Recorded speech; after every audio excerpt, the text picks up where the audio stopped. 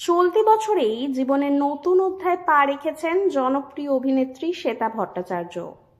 রুবেল দাসের সঙ্গে ৭ পাকে বাঁধা পড়ার পর দেখতে দেখতে প্রায় ৫ মাস কেটে গিয়েছে।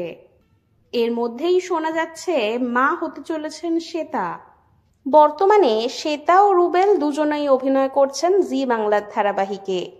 রুবেল দাসকে দেখা যাচ্ছে তুই আমার হিরো ধারাবাহিকে সাক্ষ্যজিতের ভূমিকায়, আর শ্বেতা ব্যস্ত রয়েছে কোন গোপনে মন ভেসে যেতে শ্যামলীর চরিত্রে অভিনয় করতে। শ্বেতার মা হওয়ার খবর প্রকাশ্যে আসলেও রুবেল কিন্তু বাবা হচ্ছেন না। এসব শুনে শ্বেতা রুবেলের অনুরাগীদের চোখ কপালে উঠবে। ভাবছেন ব্যাপারটা কি? আসলে বাস্তবে নয়, বরং ধারাবাহিকের গল্পেই মা হচ্ছেন শ্বেতা।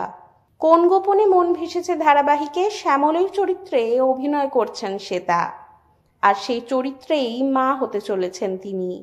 অর্থাৎ বাস্তবে নয়, বরং সিরিয়ালের পর্দায় মা হতে চলেছেন শ্বেতা।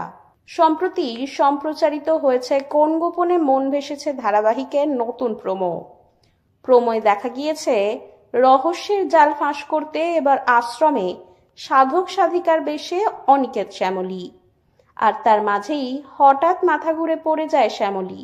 তখন বাকিরা জানায় যে সে মা হতে চলেছে।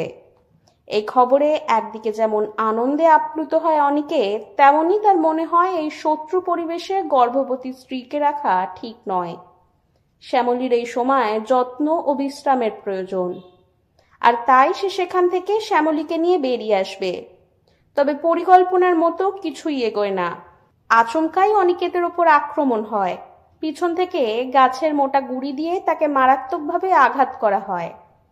অনিকেতের আর্তনাদ শুনে ভয় পেয়ে শ্যামলী তাকে বাঁচাতে যেতে চায়, কিন্তু সন্তানের সুরক্ষার কথা ভেবে দ্বিধাগ্রস্ত হয়ে পড়ে।